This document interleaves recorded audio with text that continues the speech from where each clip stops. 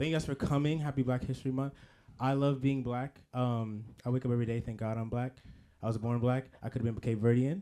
And um, so it's a blessing every single day. And there's lots of love about being black, lots of love about black people. For me, principally, it's that we do the unexpected, right? Like our affinity for doing what people don't expect us to do. Like, for example, Josh, can you get the first slide for me? Tim Duncan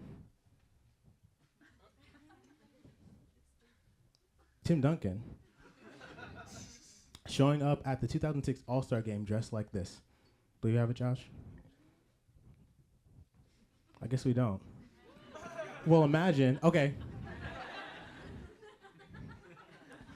Now, this is in 2006. Tim Duncan was making approximately $220,000 a game. But in this photo, it looks as if these are the only clothes he owns. And that's what's incredible about black people. You know, people, you zig, we zag. You know what I'm saying? Yeah. I mean, and I love Black History Month because it's like there's amazing programming happening around the city. There's so much cool stuff to go see. We get to like trot out Frederick Douglass's little blowout, you know, cunty little blowout every year. Can we see it? Can we see it, Josh? Thank you. Look at that. Shit, laid. No, it's amazing. And oh, like there's all sorts of cool shit happening. Like shout out to Dweller. I know a lot of y'all went to Dweller this past weekend. Give it up. You know what I'm saying? Black Tech Electronic Music Festival happening in Brooklyn. All sorts of cool shit.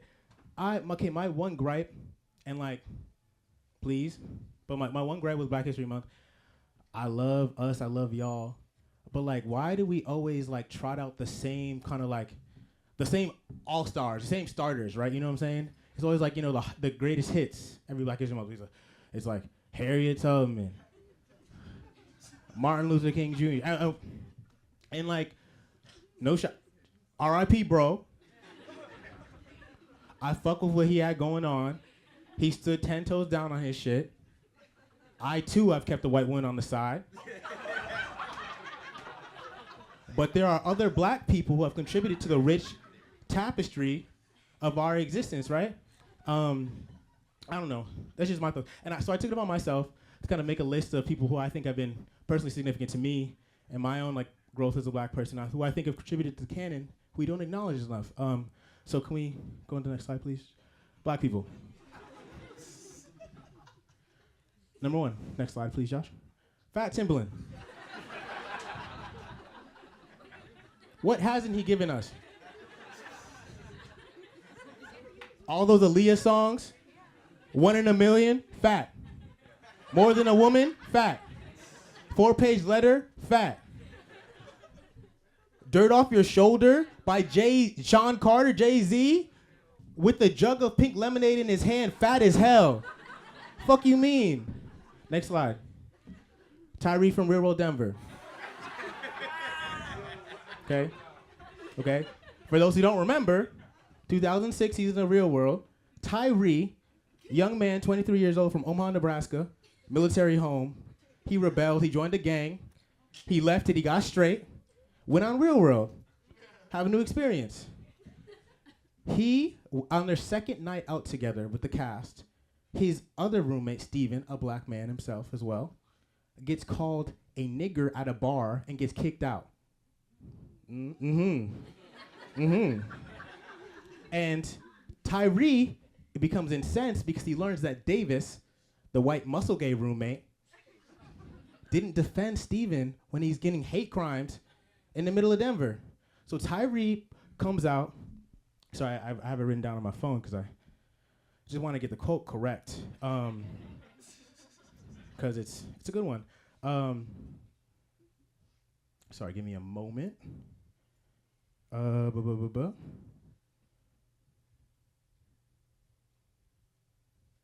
Actually, I don't know how to find it. Wait, Josh, can you read it for me? You see it in the notes there, under the slide? Oh, you can't see it? Okay, okay, it goes like, I'm gonna paraphrase. You LFO, fake LFO, bitch, and fake and sync ass bitch. Backstreet Boy looking ass bitch. Shaving your chest looking ass boy. Something like that. And I thought that's a moment that has ingrained itself on my frontal cortex. Obviously, 15 years later, however many years, 20 years later. But for what it's worth, like the caveat to the story is that Steven, the black guy who got hate crimed, he went to Howard and he was a black Republican. So maybe he had it coming. I don't know. Next, please, Josh. TJ Houshmandzadeh. Hoosh. Hoosh. Okay. Pro Bowl receiver for the Cincinnati Bengals. A core piece of those great Bengals teams in the 2000s. They made the playoffs every year. Never went to Super Bowl, of course, but what can you do? Hoosh was that guy. Like, people remember Ocho Cinco, they remember Chad Johnson, but Hoosh was that guy. I'm not even 100% sure this nigga's black. I just really like his name, and I think he kind of looks like a guy named Steven Seagal. Can we get the next slide? The next slide. I'm lying? Next slide, please, Josh. Lunel, give it up. I'm sorry, I turned from Lunel to Akua, who has Lunel's hair, and it was so jarring. All right, a comedy icon, first of all, one of the funniest women in the world, a legend of the bald-headed auntie coalition. Give it up. And go next slide, please, Josh. For someone to be that funny and so publicly horny has really informed a lot of my own work. So, can we go to the next slide, please, Josh? Oh, it's a clip. We just play like the first 10 seconds. I'll tell you when to stop. This is gonna let us play. Ladies and gentlemen, you may not know this to look at me, but I belong to the streets. Okay, thank you, Josh. That's so funny. Next slide, please. She's gonna keep going, but go back. wait on. Wait on.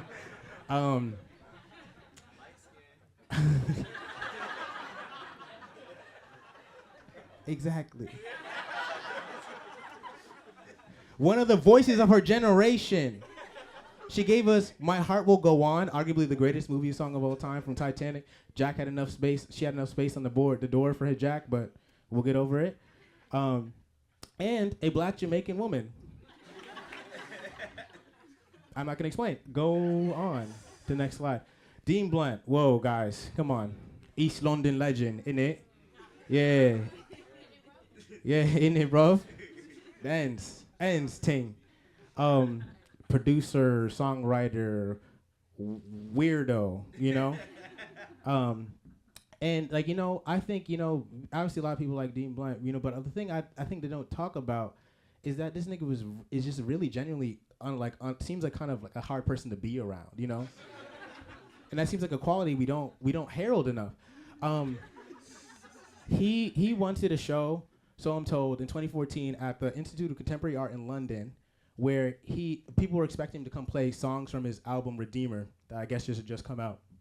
And instead of playing songs from Redeemer, he just there was an empty stage with a projection of the Honorable Elijah Muhammad superimposed over a Ciroc logo. I'm not kidding. Can I get the next slide?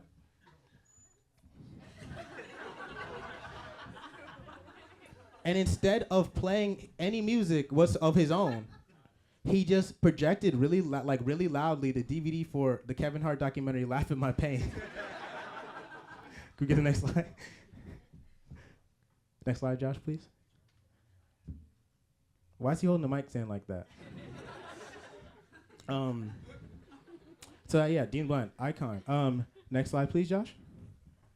Kind of forgot who's next. Oh, LeGarrette Blunt. Dean Blunt, LeGarrette Blunt, no relation. Black excellence nonetheless. LeGarrette Blunt, 3-time Super Bowl champion. Former standout running back at the University of Oregon. In 2007, Oregon loses in a surprise upset loss to Boise State at home, 37-32. Get their ass kicked. The next year, they schedule a rematch. They're like, we want them niggas again. You know what I'm saying? First game of the season. They want them first game of the season. They asked LeGarrette Blount, then a star running back at University of Oregon, how do you feel about Boise State? You know, it's a big game. You guys lost them last year. And he says, we owe them an ass whooping. Right? So, game comes, they lose again. He has -5 yards on 8 carries. And after the game, a defensive tackle for Boise State, this guy, Byron Hout is his name, kind of is like, when that name has the mouthfeel of like a MAGA hat, you know what I'm saying? Byron Hout comes up to him, slaps him on the shoulder, and says, how about that ass whooping, nigger? Exactly. And so LeGarrette Blount, you know, when they go low, we go high. So LeGarrette Blount turned his head and he just kept walking because you can't stoop. I'm kidding. He punched him in the face. Can you get the next slide? Get the next slide. Yeah, he One Piece special on national TV, no less. And I bring this up not because I support how LeGarrette, responded to that situation. If I were him, I would have shot Byron Hout with a gun.